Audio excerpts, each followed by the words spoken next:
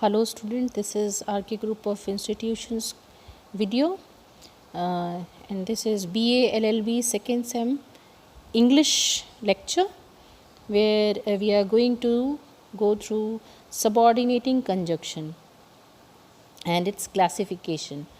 In last video we have gone through subordinating conjunction examples and today we will go through some of its classification.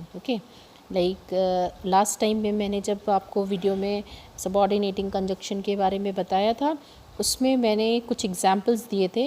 आज फिर से एक only one example मैं आपको revise कराऊंगी. Answer the first question before you proceed further. इसमें मैंने आप लोगों को पहले भी बताया था कि जब भी बात करते हैं किसी सेंटेंस के बारे में तो सेंटेंसेस ऑलमोस्ट 3 टाइप्स के होते हैं, simple, complex and simple, compound and complex. तो यहाँ पे हम कॉम्प्लेक्स सेंटेंसेस के बारे में बात कर रहे हैं. यहाँ पे एक सेंटेंस है और उस ऐसे इस तरह से लिखा है, answer the first question before you proceed further. तो यहाँ पे बिफ़ोर जो है, जैसा मैंने बताया था, बिफ़ोर और वाइल है, वेयर है, इस तरह के वर्ड्स जो हैं वो हमारे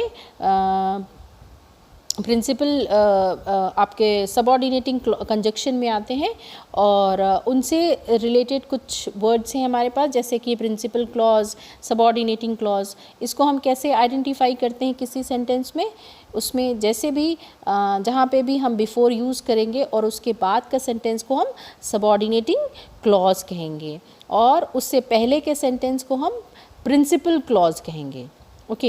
तो यहाँ पे क्लासिफाई मैंने करके बताया था कि टाइम है, कॉज है, ये रीज़न है, या तो पर्पस है, रिज़ल्ट और कॉन्सिक्वेंसेस है, कंडीशन है, कंपैरिजन है. तो यहाँ पे एक वर्ड देन भी आता है जहाँ कंपैरिजन या हम दो सेंटेंसेस के बीच में जहाँ हम तुलना करते हैं वो भी हमारा सबऑर्डिनेटिंग कंजक्शन के अंदर में आता है. जैसे the word then is also a subordinating conjunction. जैसे एग्जाम्पल में he is taller than I, वो मुझसे लंबा है. ये क्या है, पूरा कॉम्प्लेक्स सेंटेंस आएगा. इसको हम पूरा क्या कहेंगे, पूरा सेंटेंस क्या है, कॉम्प्लेक्स सेंटेंस है ना. अब ये तो नहीं लिखेंगे he is taller than I am taller, है ना. यहाँ पे पूरा सेंटेंस ना लिख के हम देन से कंपेयर कर देंगे, मुझसे ज़्यादा लंबा है, ठीक है वो. तो ये क्या हो गया, हमारा सबऑर्डिनेटिंग कंजक्शन हो गया. I like you better than he, उससे ज़्यादा मैं पसंद करता हूँ, ठीक है. तो ये देन क्या है, कंपैरिजन है. हम दो लोगों के बीच में हम कंपैरिजन कर रहे हैं, दो सेंटेंसेस के बीच में यहाँ कंपैरिजन हो रहा है. अब यहाँ पे थर्ड है, I like you better than him, तो this is also a comparison. तो ये हमारा क्या हो जाएगा, सबऑर्डिनेटिंग कंजक्शन हो जाएगा. अब यहाँ पे एक एग्जाम्पल है, हम क्लासिफिकेशन है टाइम के अकॉर्डिंग. हमारे पास कुछ एग्जाम्पल्स हमने इसमें लिख रखे हैं. पहला है, I would die before I lied, है ना. मैं मर जाऊँगा जब झूठ बोलने से पहले, है ना. तो यहाँ बिफ़ोर भी हमने पढ़ा है. सबसे पहले आप लोग को याद रखना पड़ेगा कि सबऑर्डिनेटिंग क्लॉज कंजक्शन में कौन कौन से वर्ड आते हैं. तो यहाँ पे हमारे पास बिफ़ोर भी सबऑर्डिनेटिंग कंजक्शन में आता है. इससे पहले वाले भी एग्जाम्पल्स में मैंने बताया था कि सबऑर्डिनेटिंग कंजक्शन के बाद वाले जो सेंटेंस है वो हमारा सबऑर्डिनेटिंग क्लॉज कहलाता है और इस सबऑर्डिनेटिंग कंजक्शन से पहले वाला जो सेंटेंस है वो हमारा प्रिंसिपल क्लॉज कहलाता है ना. क्या कहलाता है, प्रिंसिपल क्लॉज कहलाता है. नेक्स्ट सेंटेंस है हमारे पास, many things have happened since I saw you, है ना. बहुत सारी चीज़ें हो गई जब से मैंने तुम्हें देखा है. तो सिंस यहाँ पे टाइम को दर्शा रहा है. जैसे यहाँ बिफ़ोर, किसी समय से पहले, बिफ़ोर का अर्थ यही होता है, मतलब यही होता है कि पहले, और सिंस जब से, है ना. तो सिंस जो है हमारा सबऑर्डिनेटिंग कंजक्शन है, और उसके बाद वाला क्या हो जाएगा, सबऑर्डिनेटिंग, आई सॉ यू, मैंने तुम्हें देखा, सबऑर्डिनेटिंग क्लॉज। और सिंस से पहले many things have happened, subordinating subordinating conjunction से पहले वाला जो सेंटेंस है वो क्या हो जाएगा, प्रिंसिपल क्लॉज हो जाएगा। ओके अभी यहाँ पे थर्ड अगर हम एग्जाम्पल की बात करें, I return home after he had gone, उसके जाने के बाद मैं घर लौटा, तो आई रिटर्न होम यहाँ पे आफ्टर किसी समय के बाद है ना, तो ये भी टाइम बता रहा है, किसी समय के बारे में बता रहा है, तो हमारा सबऑर्डिनेटिंग कंजक्शन हुआ ये, और उसके बाद वाला सेंटेंस सबऑर्डिनेटिंग क्लॉज हो जाएगा, और उससे पहले वाला सेंटेंस सबऑर्डिनेटिंग कंजक्शन से पहले वाला सेंटेंस प्रिंसिपल क्लॉज हो जाएगा, और हमारा ये पूरा सेंटेंस कॉम्प्लेक्स सेंटेंस कहलाएगा। I hope you all understand all this. इसके बाद हम आगे बढ़ेंगे, कॉज और रीज़न, है ना, क्या उसके पीछे कारण था। अभी इससे भी रिलेटेड हमारे पास 4 सेंटेंसेस हमने लिखा है। इसमें सबसे पहला सेंटेंस है, my strength is as the strength of 10 because, comma लगा हुआ है, because my heart is pure.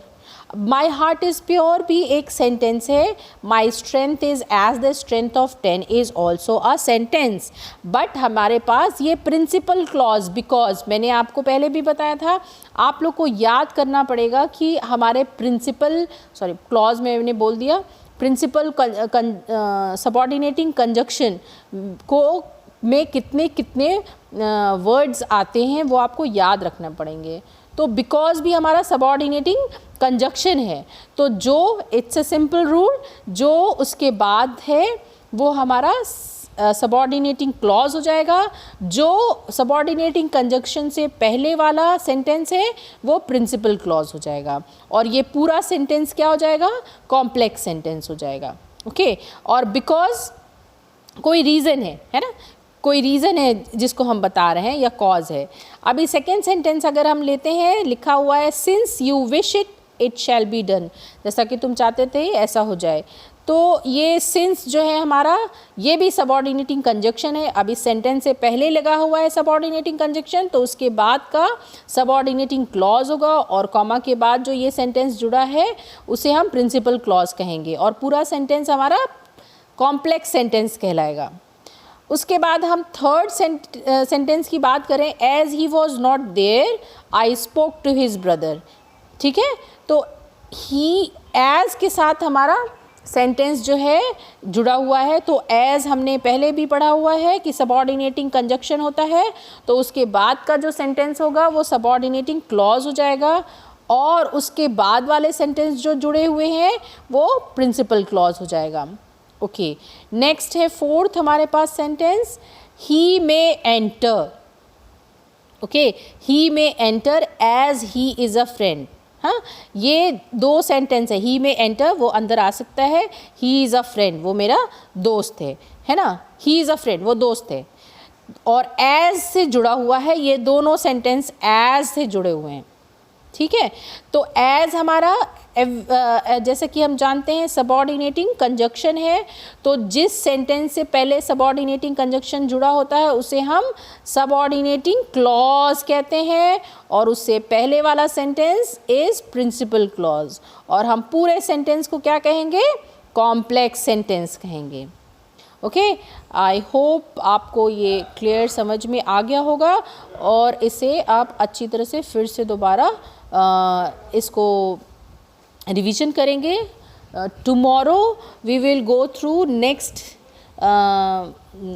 Topic that is purpose. Okay so go through it, and if there will be problem just go in the comment section and tell me what are the things that you want in the video, so that we can correct it and can upload with that. Okay thank you.